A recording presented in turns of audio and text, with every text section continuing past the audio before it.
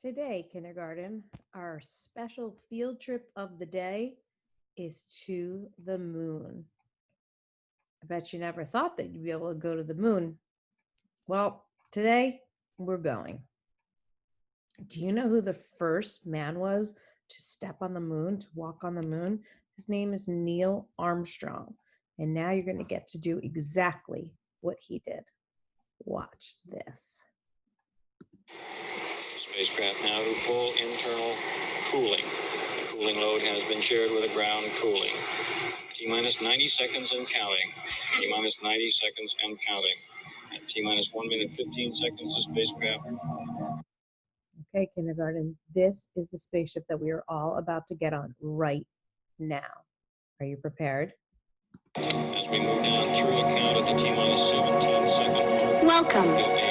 You are about to embark on a voyage to the Earth's moon. Only a few astronauts have ever actually taken this trip, and it usually lasts 3 days. But through state-of-the-art visualization technology, we will complete our journey in just a matter of minutes. As we arrive at Kennedy Space Center's Vehicle Assembly Building, let's take a look at one of the 2 Ares rockets NASA plans to use in their upcoming mission to return to the moon. We need a rocket large and powerful enough to escape Earth's gravity and to navigate our way to the moon, nearly 250,000 miles away from Earth. With a rocket like this, we are ready for our trip to the moon.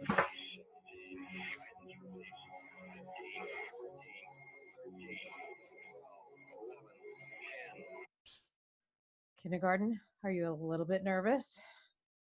I am. Let's do the countdown.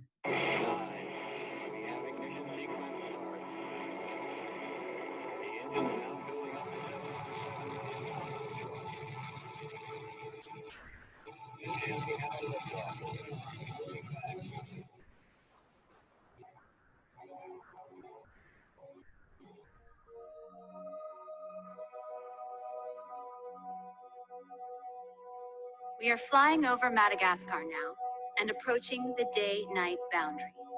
What is the day-night boundary? Well, it takes the Earth exactly 1 day or 24 hours to rotate on its axis. This rotation carries the planet from daylight into darkness and back again. And we can see this day-night boundary line from space. You may notice the clouds below appear to be illuminated. And what's lighting up the clouds? The sun, of course. Light from the sun gets reflected off the moon, which in turn illuminates the clouds.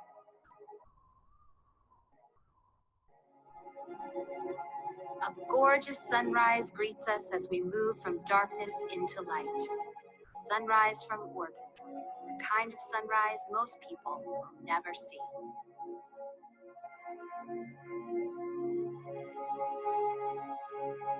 We're now crossing the Gulf of Mexico, on our way to the place where we started our journey, Cape Kennedy.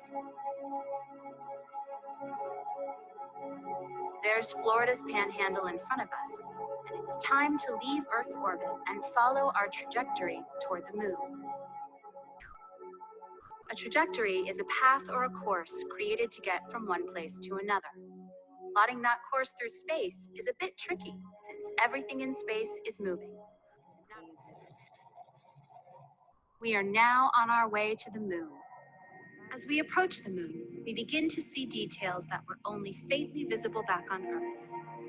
The moon's surface is almost uniformly gray. It has no oceans, in fact, no water at all, no green plant life, and certainly no city lights.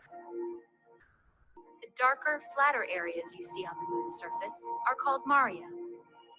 When astronomers first looked at the moon and saw these large, dark patches, they thought they were created by water. They called them maria, from the Latin word for ocean. But when astronauts actually visited the moon and brought back samples of this terrain, we learned that the maria were created by volcanic rock that oozed out of the moon's surface billions of years ago.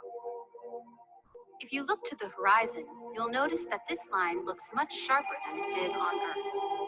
This is because the moon has no atmosphere. And because of that, conditions on the moon can be quite severe. On the sunlit side, temperatures can reach 250 degrees Fahrenheit, and the nighttime side can plummet to minus 250 degrees Fahrenheit. Without the proper protection, none of us could survive those boiling hot days and freezing cold nights.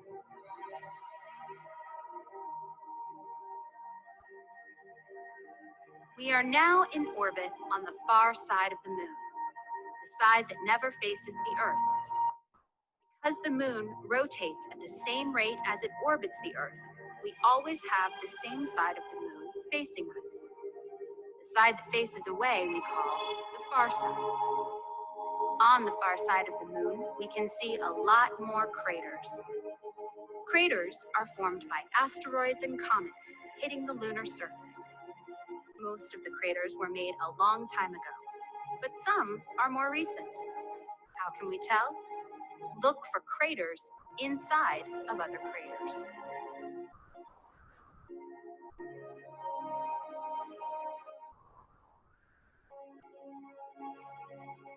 We are approaching the edge of the largest crater found in the solar system, and it's right here on our moon. Known as the Aitken Basin, this supercrater is nearly 7 miles deep and over 1,500 miles wide. That's about half the width of the entire continental US. As we pass over the South Pole, we can take a look at the day-night boundary on the moon. The moon has a day and night cycle just like Earth, but the moon's day and night cycle lasts almost 30 days. We're headed for the Apollo 17 landing site. This is where humans last walked on the moon, December 11th, 1972. On our final approach, we pass over the mare known as the Sea of Tranquility.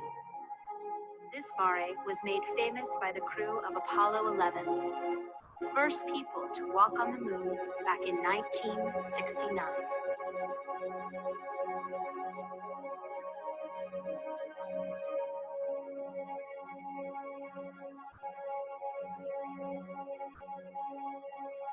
We are headed to the far side of the mare.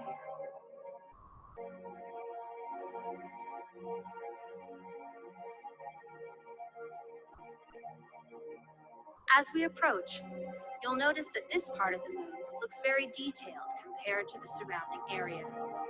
This is because astronauts have brought back detailed data that tells us exactly what this region looks like. The ridge of mountains ahead of us includes peaks that would dwarf most mountains on Earth. This is because the moon's lower gravity allows for much steeper and taller peaks than we have back home. The South Massif looms ahead of us, and the North Massif beyond. We will be heading to the valley in between them at the Taurus Littrow landing site. Imagine what the Apollo 17 astronauts must have felt seeing this place for the first time. Oh, baby. Stage 2, 9,000. Stand by for picture over, Jack. 8,000. I'll need the probe. I'll give it to you. Proceeded. And there it is, Houston. There's Camelot. Wide on target. I see it. We got them all. 42 degrees, 37 degrees, to 5,500. 38 degrees. Telling you, go for lane.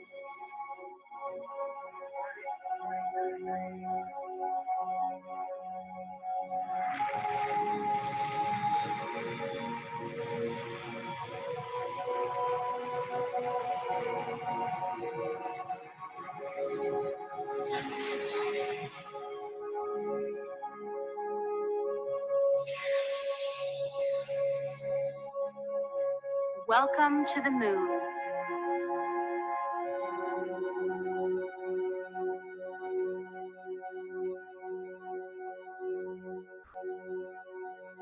We can now see what our lunar lander looks like resting on the moon.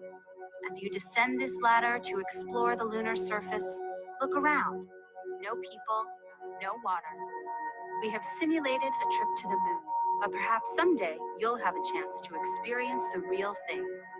NASA is currently making plans for a return trip to the moon to further explore its geology and identify resources to support future space exploration.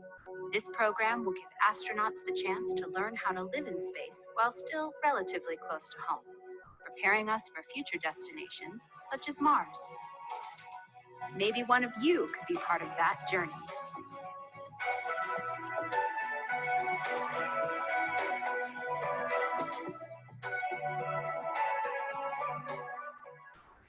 Hope you enjoyed that, kindergarten. I know I sure did.